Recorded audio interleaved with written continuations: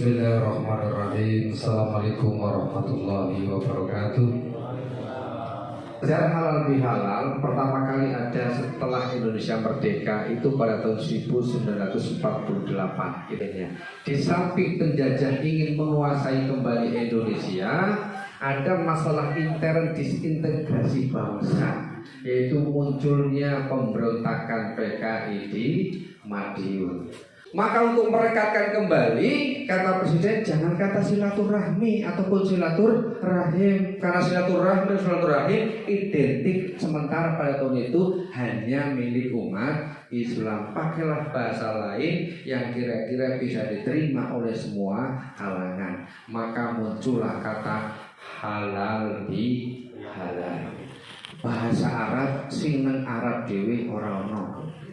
Inilah luar biasanya bangsa Indonesia.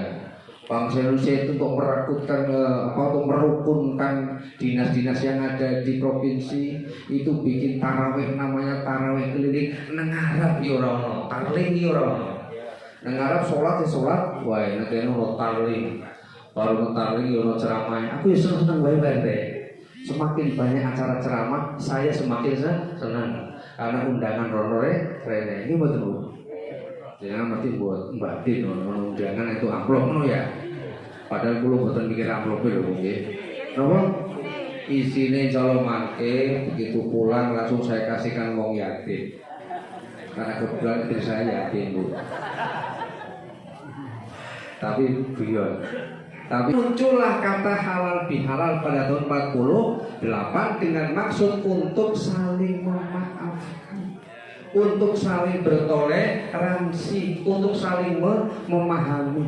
Apakah peristiwa yang serupa dengan halal bihalal ini hanya dimulai pada tahun 48 yang saya boten? Kalau tahun 1630-an juga sudah ada peristiwa semacam ini, namanya Pasowanan Agung. Ini terjadi halal bihalal yang pada waktu itu namanya Pasowanan Agung. Dan mundur 100 tahun ke belakang, sekitar pada tahun 1500-an ada kerajaan Islam pertama di tanah Jawa, namanya kerajaan apa? Demak Bintoro. Sebagai presiden pertamanya adalah Raden Fatah. Kenapa pada waktu itu Raden Fatah menyelenggarakan halal bihalal? Sami. Pertama sebagai rasa terima kasih telah membangun kerajaan, sebagai rasa terima kasih telah membangun masjid yang terkenal dengan masjid yang dibangun dengan salah satu pilarnya terbuat dari apa? Tatal yang disusun oleh Kanjeng Sunan Kalijogo. Maka bar poso bareng-bareng 1 bulan, Raden Fatah ngundang tokoh agama, tokoh masyarakat, ngundang semua orang yang berbeda agama kumpul jadi satu, bahas tentang persatuan dan kerukunan kerajaan Demak Bintoro. Setelah itu tidak lengkap kalau tidak ada tausiahnya. Sama. Kalau bihalal hari ini bisa saja datang langsung salaman, bar kuwi metu langsung dahar. Tapi kita orang lengkap orang pantas nih orang ceramahnya. Maka Raden Fatah minta kepada salah satu gurunya yaitu Sunan Kalijaga, sebelum acara makan bersama diadakanlah tausiah. Nanti ada makan bersama nih. Aku gajian kan. Karena Sunan Kalijaga diminta sebagai penceramah nyun sewu, sing diceramah itu kudu kanca, sing diceramah itu kudu kanca dua anak buah, walaupun biyen muridé. Saiki sing diceramah adalah raja. Ternyata ngomong di depan pemimpin itu abot, Pak. Umpamanya ono ustad di RT 11. Sale lho nggih, pautate kon ceramah ning ngarepe Pak RT itu ora penak. Padahal mungkin ceramahnya bener, mau Pak RT tersinggung, pikiran nyinggung, wah nyindir. Maka dengan cerdasnya Sunan Kalijaga ketika diminta tausiah, dia pamit. Rakyat kecil itu diibaratkan nyun sewu, sing penting nyun sewu iki bahasane rada kasar. Sing penting wetenge wareg. Wis ora mikir dunia bersih. Rakyat cilik wong cilik sing penting iso tuku sembako bendino, wis ora mikir dunia politik iki mboten. Lho Pak RT niku lho saestu orang batin dhewe jatah bakal nyalon dari RT. Wong survei membuktikan jabatan RT, jabatan RW, nenggonku lho nggih, ngene mboten kula. Nenggonku jabatan RT, jabatan RW iku rebutan, Pak. Nggih, saya. Rebutanmu. Rebutan nolak. Dewani pindah kakak. 2 bulan ngumpul pemilihan RT, pindah kakak sih. Apalagi sing kontrak pena. Arep 2 bulan kemudian pindah kontrakan sih. Orang kita ngontrak sebulan yang Joko kembali. Oh no, karena memang jabatan RT, jabatan RW, jabatan sosial. Sing onone insyaallah perjuangan sosial, sosial pahala topak ini insyaallah luar biasa. Maka mudah-mudahan bapak-bapak, ibu-ibu semua nanti jadi RT semua. Itulah lagu yang dinyanyikan. Maka orang pejabat itu ibaratnya, pejabat sekecil apapun jabatannya, ibaratnya ketika dia jalan kaki kanan dengan hukum agama apapun agamanya, ketika dia berjalan kaki kiri dengan hukum negara. Seorang pejabat itu ibaratnya ketika dia melangkah tangan kanan dengan hukum agama, tangan kiri dengan hukum negara. Benopo ben selamat dunia dan akhirat. Karena saya yakin semua agama pasti mengajarkan kebaikan, baik kepada Tuhannya maupun kepada sesama manusia. Oleh karena itu halal bihalal ini sebenarnya adalah muhasabah. Sebenarnya adalah renungan bagi kita terhadap 3 hal. Yang pertama adalah muhasabah diri kita kepada Allah. Muhasabah renungan diri kita kepada Tuhan. Khususnya bagi orang yang beragama Islam, ayo kita eling-eling, ayo kita muhasabah. Jenengan waktu bulan puasa sanggup puasa 1 bulan, Bu? Halo ibu-ibu, waktu bulan puasa sanggup puasa 1 bulan?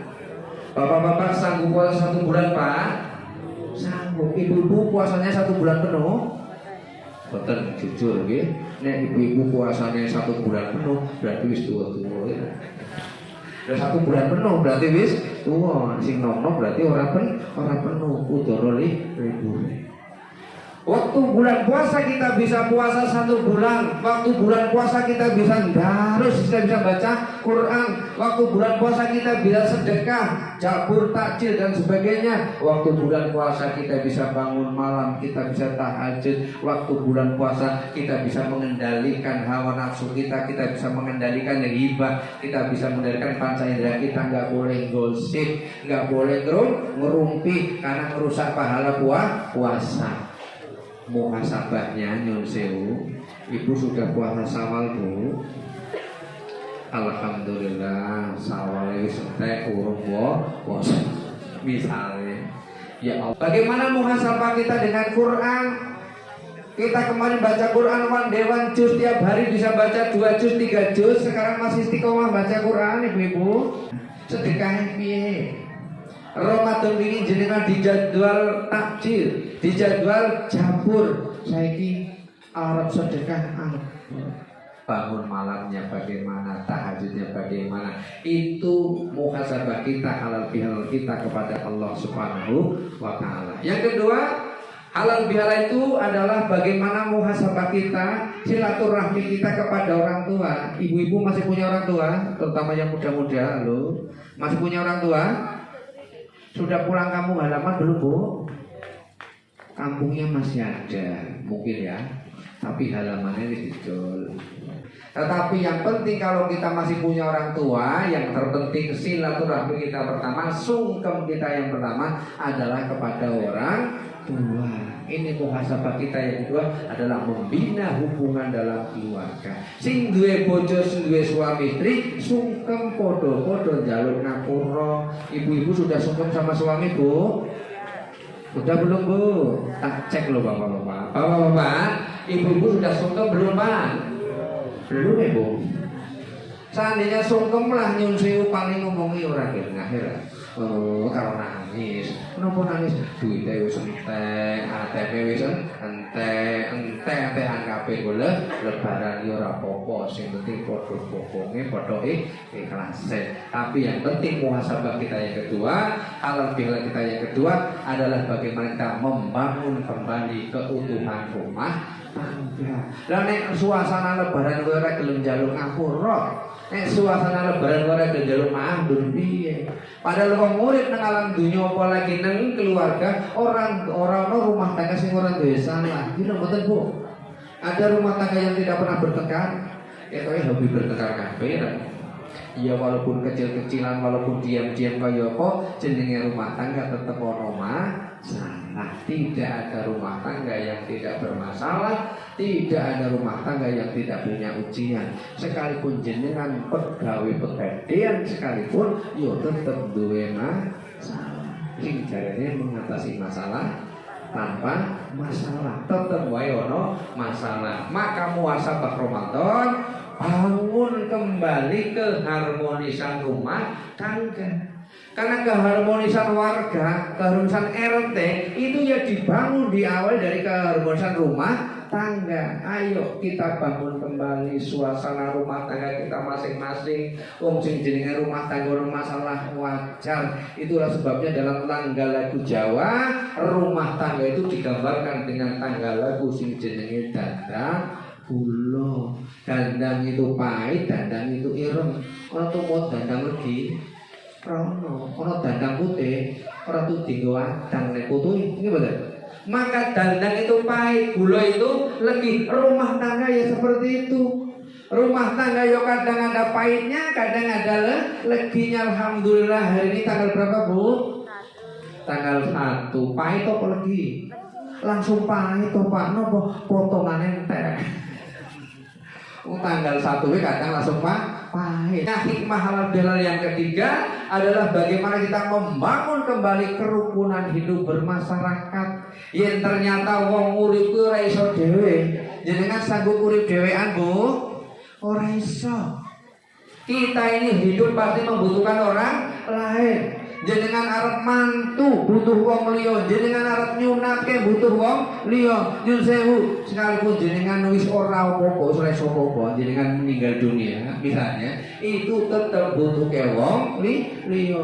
Ora mungkin jenengan nyun sewu kepundhut dening Gusti meninggal dunia, kuburane wis ngerti jenengan mlaku dhewe iki lho.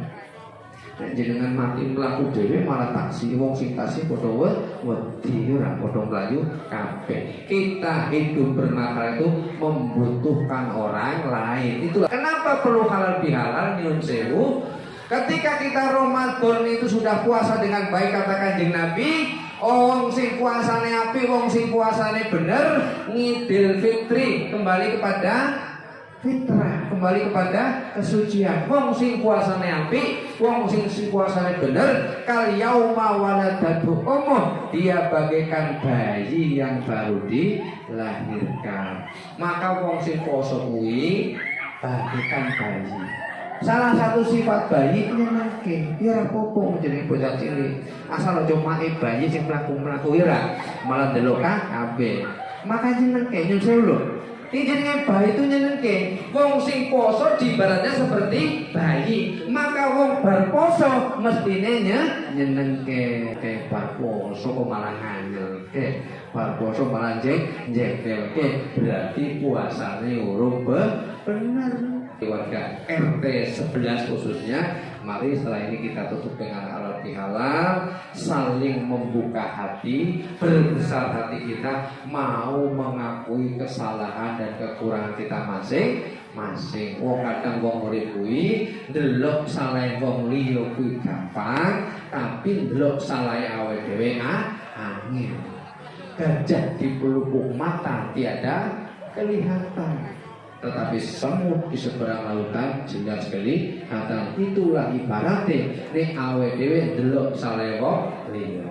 Maka kita berkaca, bercermin bahwa setiap manusia punya kekurangan, setiap manusia punya kelemahan. Untuk bisa menyempurnakan kita masing-masing adalah dengan kita saling memaafkan. Maka nanti halal bihalal ini bukan formalitas. Ojo wis pertemuan halal bihalal terus mulai takoki, Mbak, Tadi aku delok sampai kita salaman kalau Bu Sari. Kepokso pakai wong rena. Aku tetap dongkol. Nanti urung aku ngapura. Jangan seperti itu. Kita betul-betul kita niati halal bihalal. Kita nanti saling memaafkan. Mudah-mudahan betul-betul kita Idul Fitri. Kita kembali kepada fitrah. Amin Allahumma amin.